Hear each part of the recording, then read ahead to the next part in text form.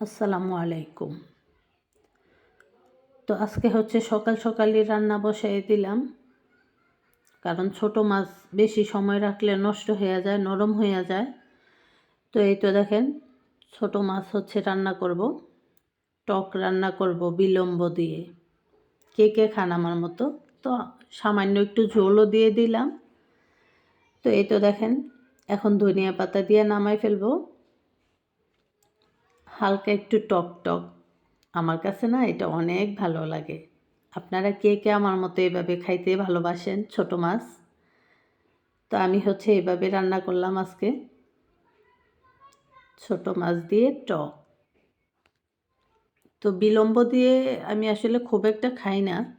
যাদের হচ্ছে কিডনিতে সমস্যা তারা বিলম্ব বা টক না খাওয়াই ভালো। তো আর এদিকে ফ্রিজের মধ্যে একটু তালের রস ছিল, তো ওইটা দিয়ে ভাবলাম যে একটু তালের পিঠা বানাই। শীতের মধ্যে সবাই তো অনেক রকমের পিঠা খায়, আমি না হয় একটু তালের পিঠাই খাই। তো দেখেন আমার তালের পিঠাগুলো অনেক সুন্দর হয়েছে মাশাল্লাহ। আপনাদের কাছে কেমন লাগতেছে? আমার কাছে তো দেখেই অনেক লোভনীয় মনে হইতেছে, খাইতে তো ইনশাল্লাহ ভালোই লাগবে, সবাই মিলে খাবো। তো দেখেন আমার হচ্ছে মজাদার তালের পিঠা। তো আমার মতো কে কে ফ্রিজে রাখেন তালের রস,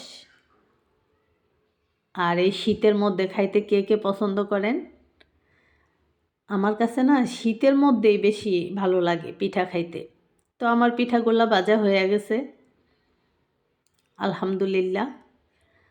তো এখন হচ্ছে মাটির চুলায় রান্না করতেছি, আমার কাজকর্ম মোটামুটি শেষ। এখন বাসায় গিয়ে সবাইকে নিয়ে বসে বসে খাবো।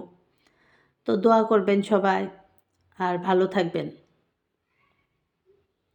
আর আমার ভিডিও দেখার আমন্ত্রণ জানাচ্ছি আপনাদের।